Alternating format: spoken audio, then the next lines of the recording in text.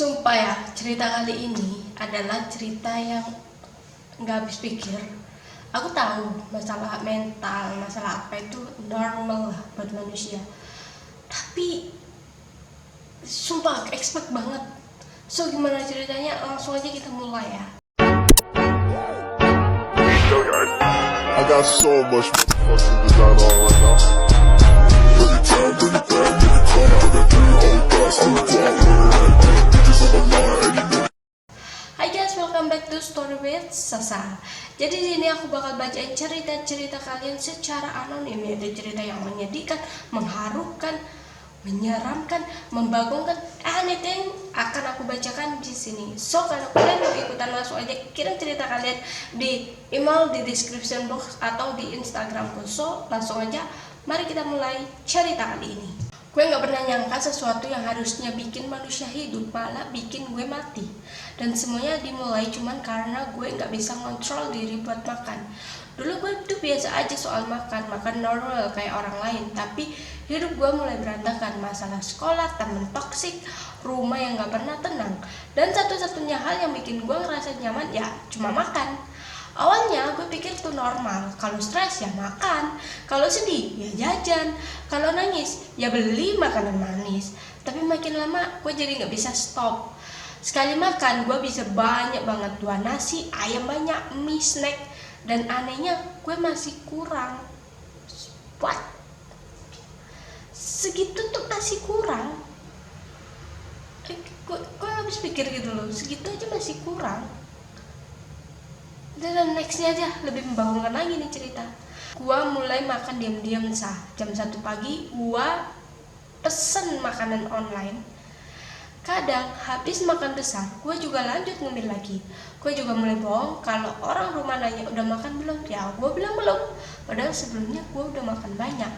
Berat badan gua naik cepet banget, nafas udah mulai sesek, tidur gak nyaman, naik tangga aja capek. Tapi gue tetap makan karena tiap gue makan rasanya semua masalah ini hilang sementara. Meskipun habis itu gue mulai makin benci sama diri sendiri. Oh my god man, come on.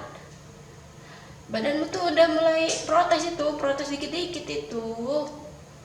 Ada satu malam yang gak bakal gue lupain. Malam itu gue lagi stres berat dan gue mutusin buat pesen makan banyak. Ada burger, ada ayam, ada mie pedas, ada kentang, ada es krim.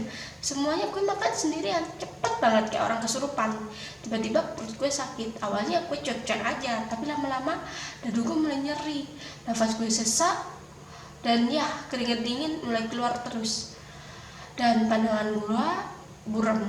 Gue berdiri buat ke kamar mandi, tapi tiba-tiba kaki gue lemas, gue jatuh, kepala gue pusing. Orang-orang rumah langsung panik waktu lihat gue di lantai.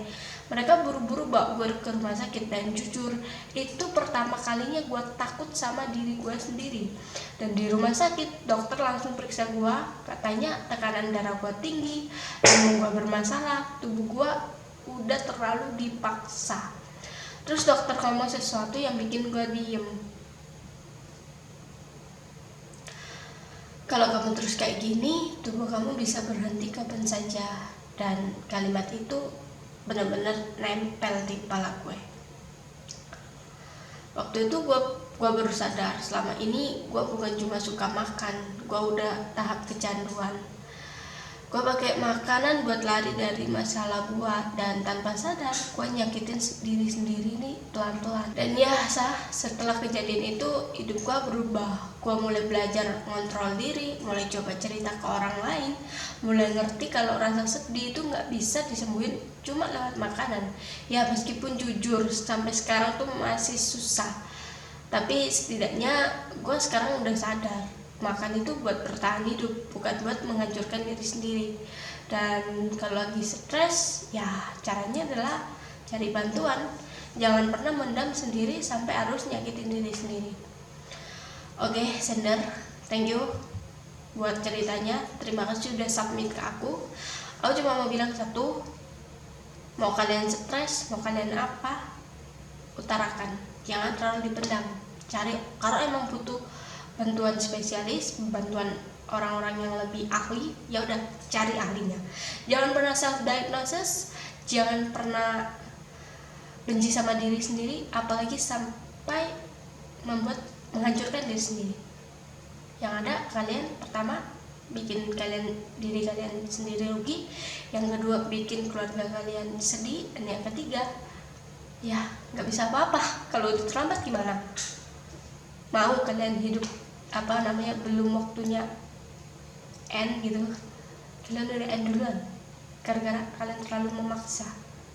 Ya aku tahu ada omong kalau makan itu nggak boleh buang-buang makanan kan. Ya emang nggak boleh buang-buang makanan, tapi ya makan secukupnya.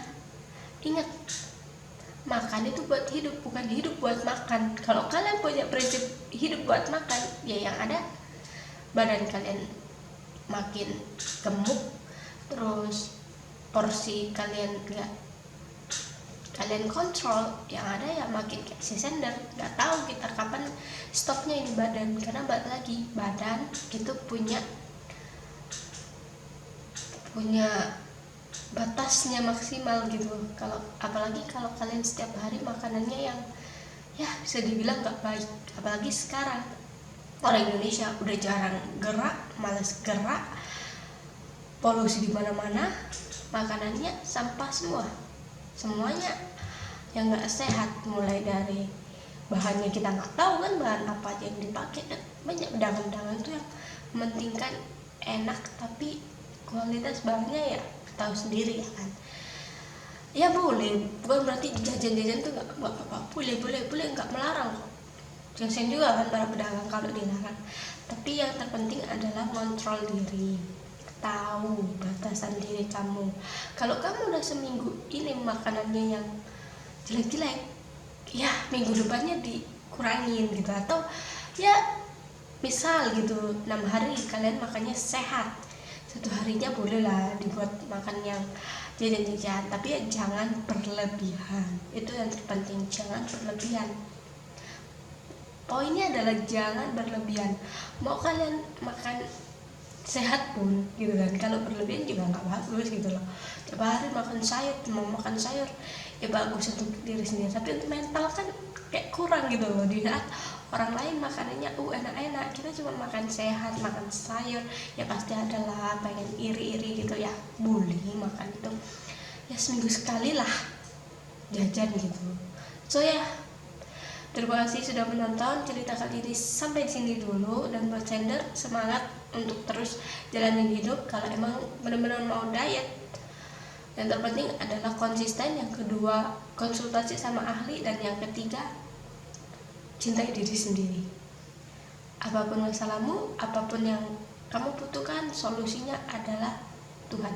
Kalau kalian mau submit juga cerita kalian, langsung aja kirim cerita kalian di email di description box. And yeah, see you on the next video. I'm Sasa. Stay safe and keep loving yourself. Bye bye.